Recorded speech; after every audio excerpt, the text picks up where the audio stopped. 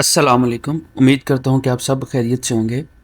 अगर आप Saudi Arabia में रेंट पर रहते हैं तो इजार को समझना बहुत ज़रूरी है। इजार बेसिकली सऊदी अरेबिया का ऑफिशियल रेंटल सिस्टम है जहाँ लैंडलॉर्ड और टेनेंट का कॉन्ट्रैक्ट ऑफिशियली रिकॉर्ड होता है। इस कॉन्ट्रैक्ट में rent amount, payment date, contract duration और दोनों पार्टीज़ की रिस्पॉन्सिबिलिटीज़ मेंशन होती हैं। अब सिंपल एक एग्जांपल लेते हैं कि अहमद एक अपार्टमेंट रेंट पर लेता है और उसका मंथली रेंट 5000 रियाल है। अगर अहमद टाइम पर रेंट पे करता है तो कोई प्रॉब्लम नहीं है, लेकिन अगर अहमद रेंट पे नहीं करता तो लैंडलॉर्ड फ़ौरन उसको घर से नहीं निकाल सकता।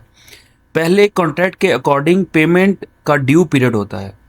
अगर पेमेंट फिर भी नहीं होती तो landlord legal enforcement process start कर सकता है। यहाँ नाजिस यूज़ होता है इस प्रोसेस के लिए। सिंपल वर्ड्स में इजार रेंटल कॉन्ट्रैक्ट के लिए होता है और नाजिस लीगल इन्फोर्समेंट के लिए यूज़ होता है।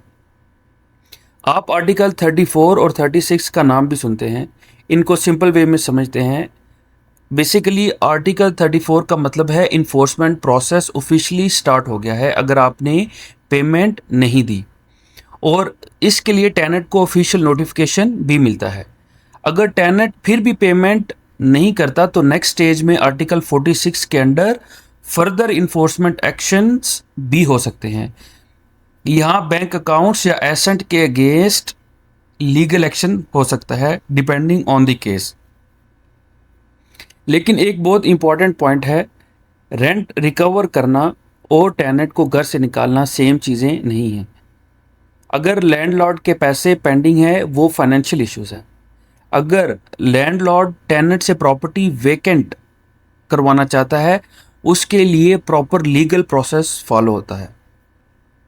लैंडलॉर्ड सिंपली लॉक्स चेंज करके आपको घर से नहीं निकाल सकता। तो पूरा प्रोसेस सिंपल वर्ड्स में ये है कि इजार जो कॉन्ट्रैक्ट है उसमें रेंट की डेट, रेंट नॉट पेड, अगर ये दोनों चीज़ें नहीं हैं तो उसके अगेंस्ट नाजिज इन्फोर्समेंट आर्टिकल 34 पहले लगता है। उसके लिए प्रॉपर नोटिफिकेशन टेनेंट को रिसीव होता है। अगर टेनेंट ने पेमेंट फिर भी नहीं की तो आर्टिकल 46 यूज़ होता है और एविक्शन के लिए सेपरेट लीगल प्रोसेस हो सकता है। अगर आप टेनेंट हैं, इजार कॉन्ट्रैक्ट एक्सेप्ट करने से पहले रेंट अमाउंट, पेमेंट स्केड्यूल्स और कॉन्ट्रैक्ट कंडीशन ज़रूर चेक कर लें।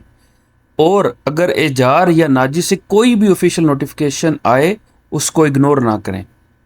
बस इतना याद रख लें कि इजार आपका रेंटल कॉन्ट्रैक्ट प्रोटेक्ट करता है, और अगर डिस्प्यूट हो जाए तो सऊदी अरेबिया में प्रॉपर लीगल प्रोसेस अवेलेबल है।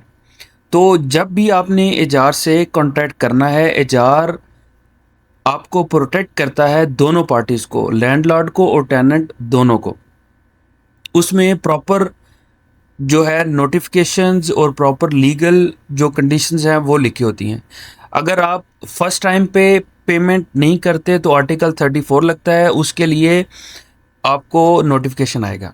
अगर फिर भी आप पेमेंट नहीं करते तो उसके लिए अलग से प्रोसेस स्टार्ट हो जाता है, आर्टिकल 46 लगता है, और उसमें आपका जो बैंक अकाउंट्स हैं, एसेट्स वगैरह हैं वो भी सीज हो सकते हैं। तो काइंडली जो भी नोटिफिकेशंस आएँ और जैसे भी नोटिफिकेशंस आएँ आप उनको काइंडली प्रॉपर चेक करें और ये चेक करें कि उनकी शराइत क्या क्या हैं और उसको प्रॉपर टेक केयर करें। अगर आप इसको नहीं करेंगे तो आपके लिए यहाँ बहुत ज़्यादा मुश्किलात हो सकती हैं और बाद में इसके मज़ीद रेपरकशंस भी आ सकते हैं। तो काइंडली इजार के नोटिफिकेशंस और इजार का जो पेमेंट मेथड्स हैं उसको प्रॉपरली फॉलो करें।